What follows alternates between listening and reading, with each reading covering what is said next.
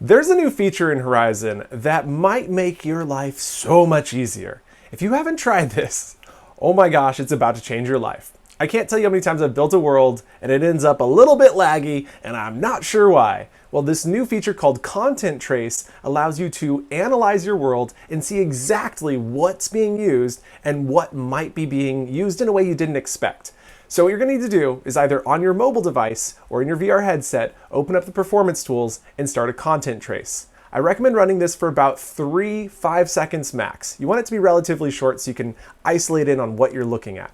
Now this is great to use if you're in a spot where it's already laggy there. It's also good to use if you just want to analyze your whole scene. Now that you've done the content trace, you're going to head into the web creator portal where you can download that trace and open it in the desktop editor.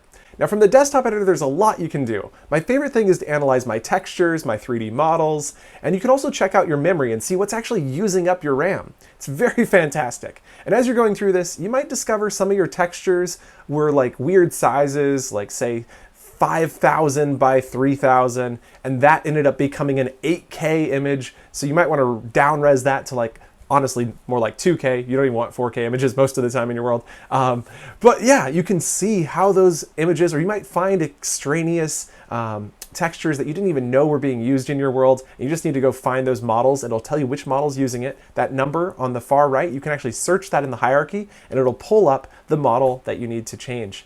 And it'll also help you find models that you designed in Blender that are using up potentially up to 4 times more vertices than you expected. And in Blender, you can simply shade auto smooth, turning off sharp edges from the tool icon.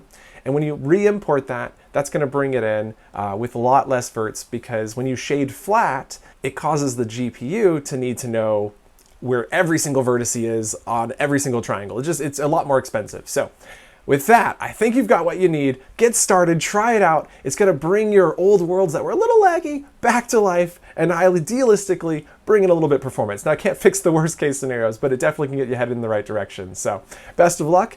Look forward to seeing what you create, and I'll see you in Horizon. Bye!